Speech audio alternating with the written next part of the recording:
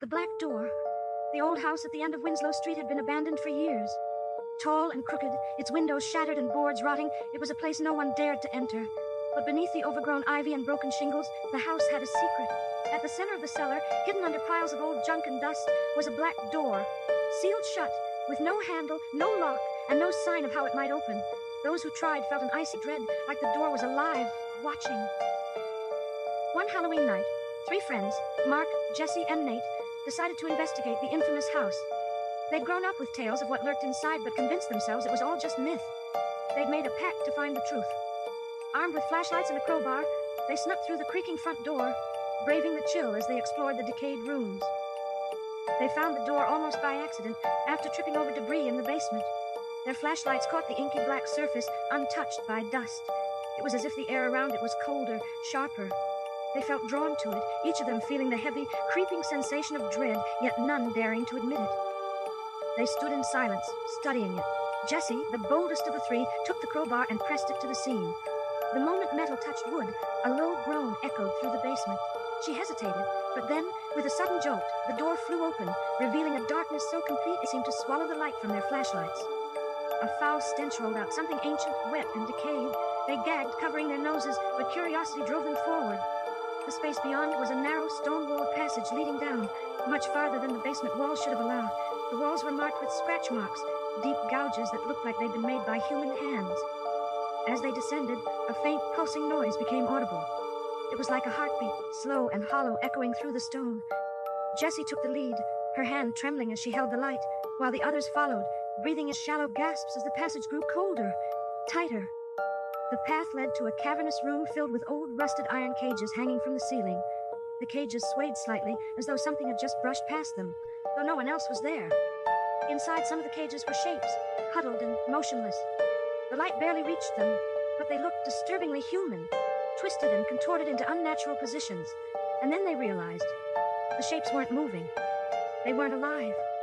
Nate took a step back, his flashlight catching movement in the corner of the room. He froze, his blood turning to ice. A figure was crouched there, thin and impossibly long-limbed, with skin as gray as stone.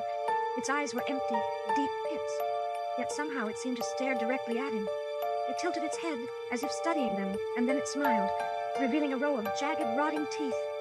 Jessie screamed, and the thing scrambled forward, its limbs stretching out, each movement an unnatural, jerking spasm. Mark grabbed her, pulling her back, and they all turned, bolting back up the narrow path. But as they ran, the air grew thick and heavy, slowing them down as if they were wading through sludge. The heartbeat sound grew louder, faster, thudding in their ears, matching the frantic pace of their footsteps.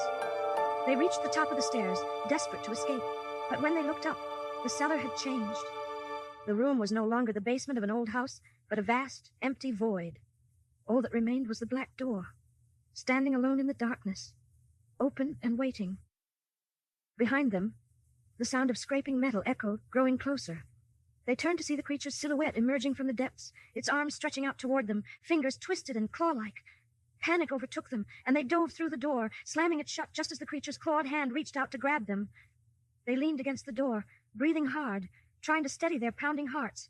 But as they looked around, they realized they weren't back in the basement. They were in a small, windowless room, the walls covered in scratches and strange symbols, the only exit the black door, still shut tight behind them. They tried the door, pushing and pulling, but it wouldn't budge. Jessie pounded on it, screaming, while Mark and Nate searched for another way out. But the walls were solid, unyielding, and then as they sank into despair, they heard the heartbeat again, this time coming from inside the room, growing louder as if something was waking up.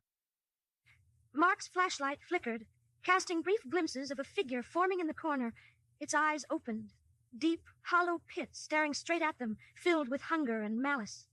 The figure moved closer, step by step, as they backed against the wall, trapped, nowhere to run. The last thing they saw was its smile, twisted and wide as it reached out, its cold, clawed hands stretching toward them. By morning, no trace of the friends could be found. The house remained silent and empty, the black door waiting, sealed tight, for the next visitor who dared to open it. And some nights, if you listen closely, you can hear faint screams and the hollow sound of a heartbeat echoing from beneath the floor, as though the house is alive, feeding, waiting for the next lost soul.